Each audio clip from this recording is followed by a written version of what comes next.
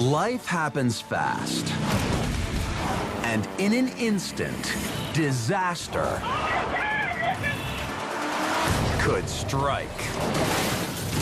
When the choices you make mean the difference between life and death, what would you do? Put yourself to the test and see if you have what it takes to stay alive. Would you do or die?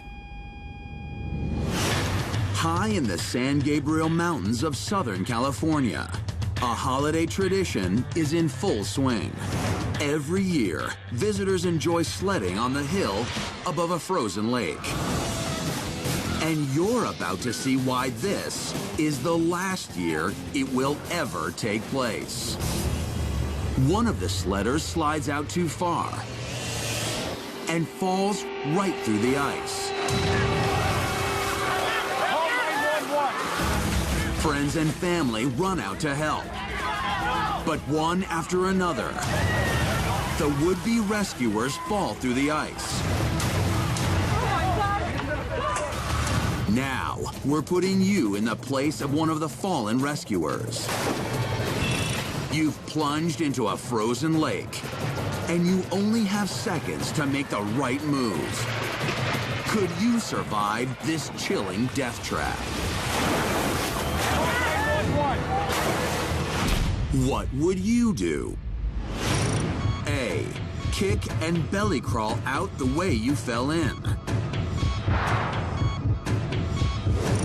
B. Lose your heavy coat and tread water. Or C. Move away from where you fell in and climb out.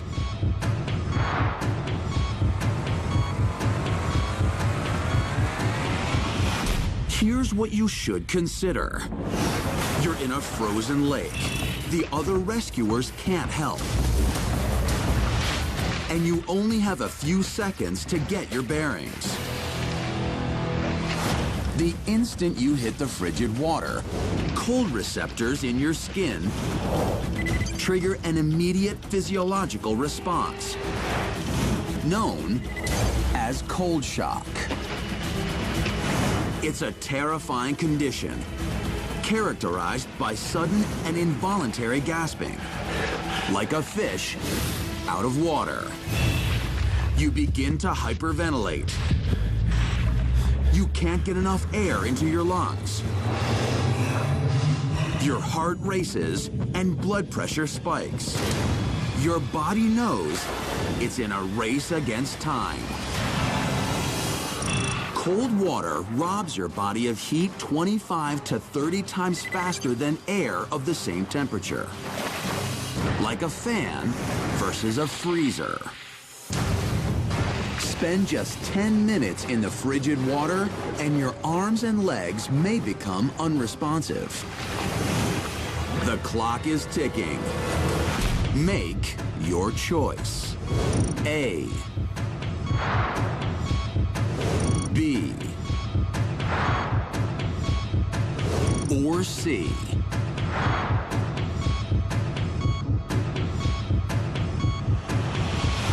So what would you do?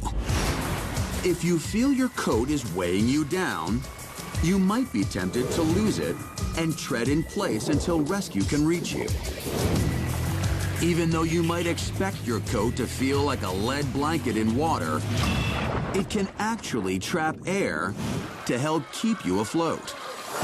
And if you think treading water will help keep your body warm, it won't.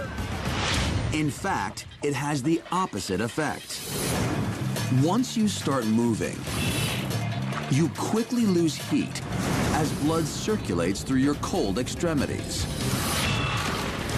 But the main reason not to simply tread in place is that in a survival situation like this,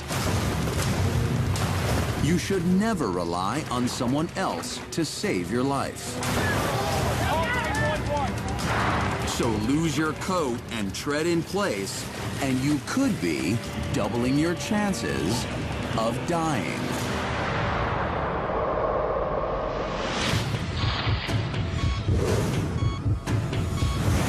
Obviously, you need to remove yourself from the lake. The question is, how? You could move away from the thin ice where you fell in and look for stronger ice to pull yourself up. But that's tougher than it sounds. When a lake freezes over, the ice forms at the perimeter and moves inward. So you might think that the ice is stronger at the edges. In fact, that's not true. That's because the ice near land is the oldest. And as ice ages, the bonds between the crystals fall apart, like Velcro slowly separating. So even if the ice near land looks thicker, it may be weaker because of its age. Make this choice, and you're back where you started.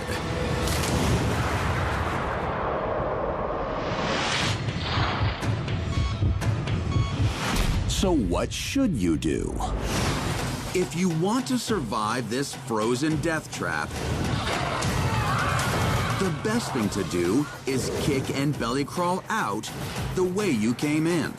Strange as it may sound, don't worry about getting out when you first fall in. All you need to worry about is not drowning. Then, once your body begins to cope with the cold shock, make your way back to the point where the ice gave way. The strongest ice will actually be where you were standing just before you fell in. After all, it was holding your weight up until then. Next, Superman your arms and pull yourself out, like this victim, to distribute your weight over the ice. Just like a seal. Once out, resist the urge to get up and run. Instead, carefully roll away from the hole and evenly spread your weight over the ice. If you don't have the strength to pull yourself out, don't panic. Just get as far out of the water as possible and stay put. If you hold your arms still, they may freeze to the ice. And that's a good thing. Lose consciousness and you'll be kept from going under, giving you more time to be rescued. The people at this lake were lucky. After 9 full minutes, all of them are pulled to safety. But because of this incident, officials now keep this lake closed through the winter. If you ever find yourself the victim of thin ice, kick and crawl back the way you came. That's how you survive this big chill.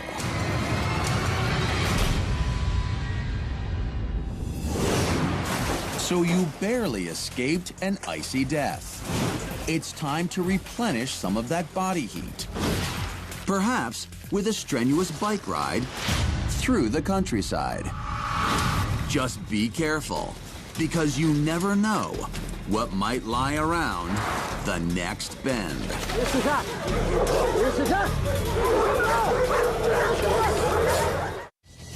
Man's best friend, the dog.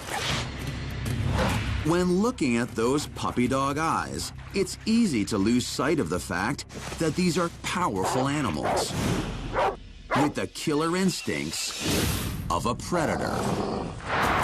This mountain biker is about to get a stark reminder.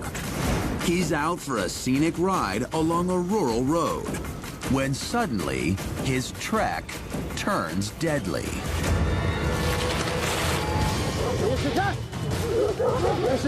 It's a huge pack of dogs, and he just rode right onto their turf. Within seconds, he's surrounded by the snarling horde. If he doesn't act fast, he may be viciously mauled. Now, we're dropping you into the middle of this barking mad dog pack. Would you know how to survive? What would you do? A. Get on your bike and ride away. B. Be aggressive and stand your ground. Or C. Drop into a submissive position to show you're not a threat.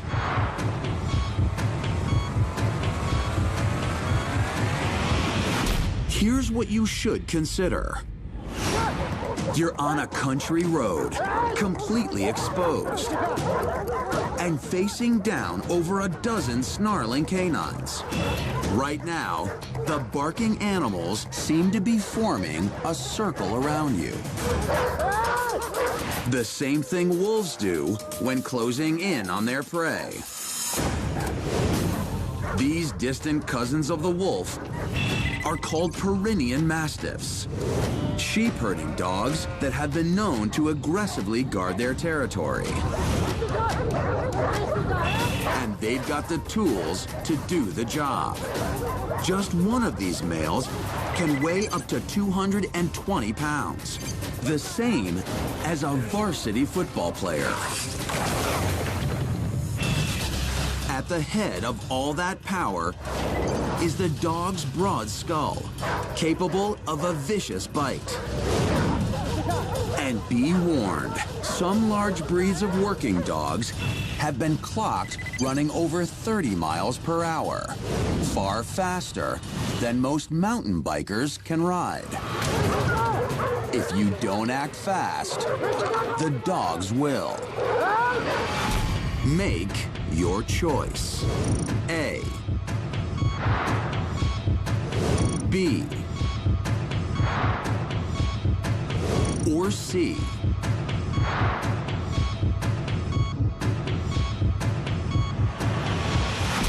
So what would you do?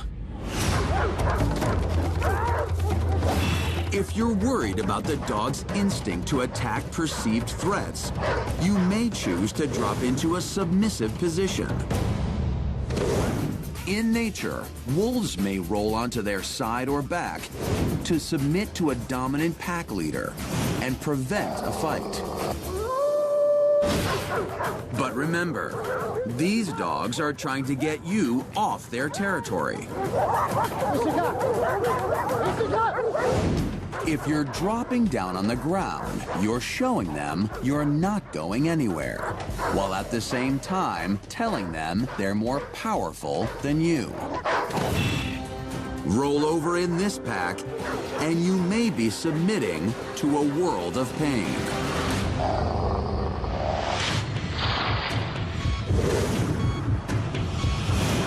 So if giving in is the wrong way to go, maybe it's time to ride away. After all, you're on a bike. But on a bicycle, the average man can only get up to about 20 miles per hour. And that's on paved roads. Even then, that's far slower than most sheep-herding dogs can run. And they will run. Because if you take off, you'll trigger their primal predator-prey chase reflex. And in this dog race, you'd come in dead last. So what should you do? If you want to survive this snarling dog pack, the best thing to do is be aggressive and stand your ground. Notice that these dogs are snapping at the air and have their ears pinned flat against their heads. These behavioral clues are the dog's way of telling you they're nervous. That's your opening. Put your bike between you and the dogs in case they do decide to attack. Then, bark commands at the nervous pack. This lets them know they face danger if they get too close.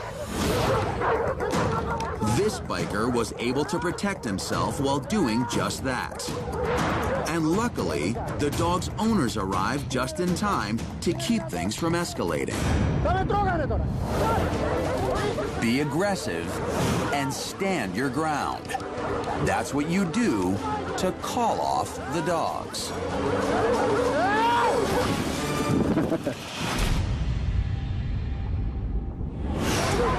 So you managed to survive a vicious dog pack. But don't get too comfortable. We're putting your skills to the test one more time. Everyone knows the ocean can be a dangerous place. But taking a leisurely cruise along a placid waterway, what could possibly go wrong? Hang on tight, because you're about to find out.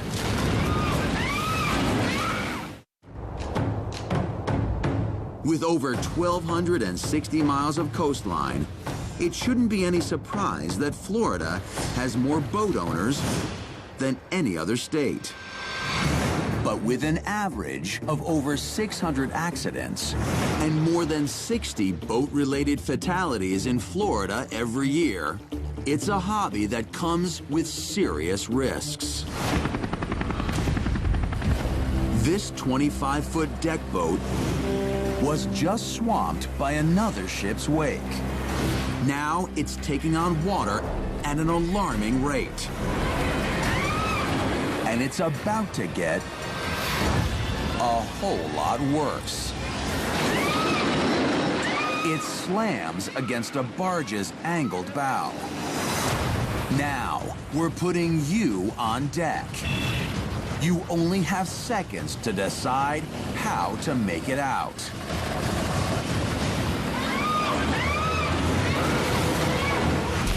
What would you do? A. Move to the back of the boat and stay with it for as long as possible. B. Bail out and swim for it. Or C. Gun the engine to raise the flooded bow.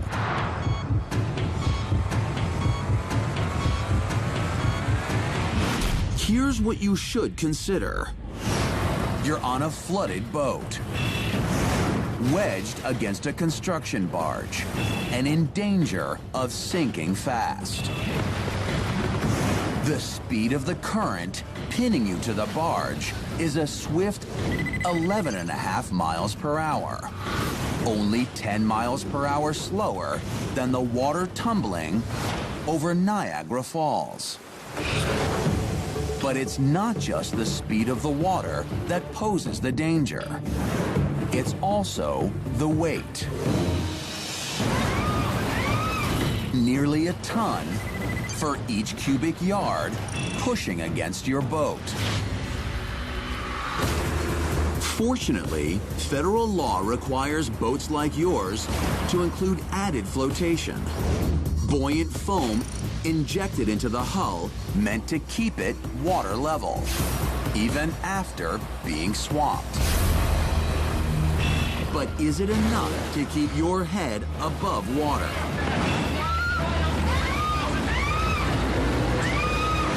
Make your choice. A. B. Or C.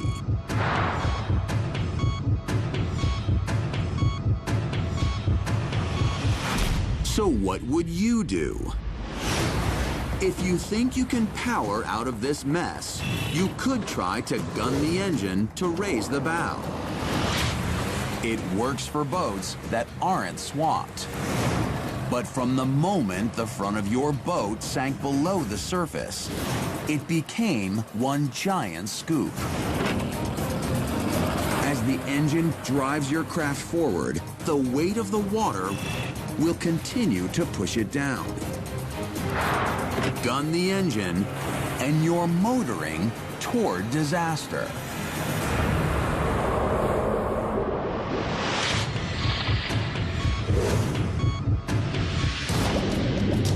that doesn't seem to leave you with many good options. But since the boat is made to stay afloat, you might think to move everyone to the back and stay with it for as long as possible. And that would be the correct answer if you were lost at sea. In the open ocean, experts advise you to stay close to a sinking ship to make it easier for rescuers to spot you. But this isn't open ocean. In this situation, if you're standing under the awning at the back of the boat and it goes under, or worse, rolls belly up, the sunshade could block you from swimming back to the surface. Move to the back of the boat in this scenario, and you chose wrong.